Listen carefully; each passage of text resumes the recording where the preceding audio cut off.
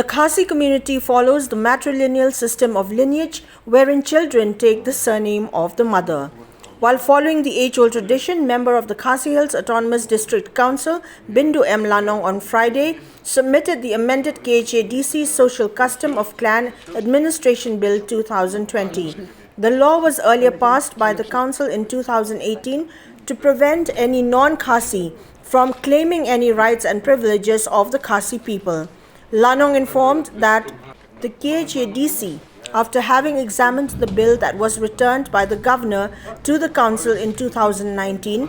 a committee was constituted in 2020 to examine it further. He added that the Council had submitted its recommendations today to the Chief Executive Member of the Council, Titos Khan, so the same can be taken up at the Executive Council and also be tabled on the floor of the House.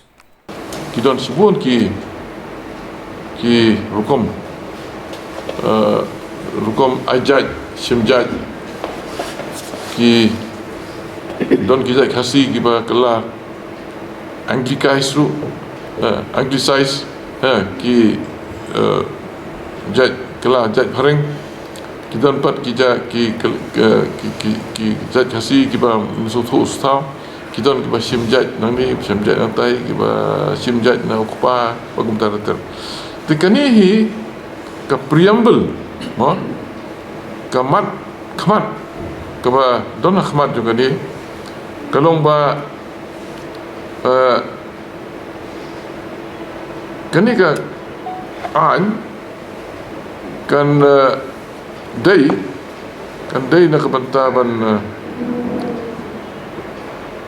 wanra ya kejuk kalenti ya kejuk ka hukum ka dustur hangi ba kanlong ka an ka ba sai ka dan ba ka jat ka khong jongi ki khasi kabut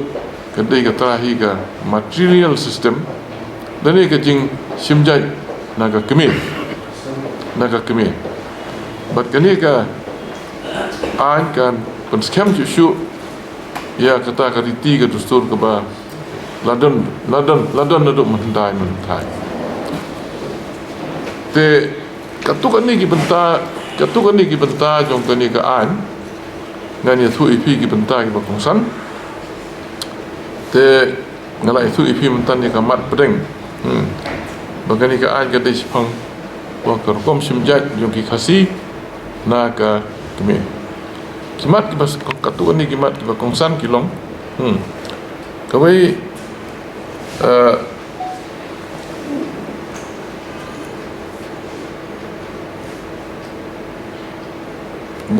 bagi khasi kimdai ban simjat shu mo lesi na ukpa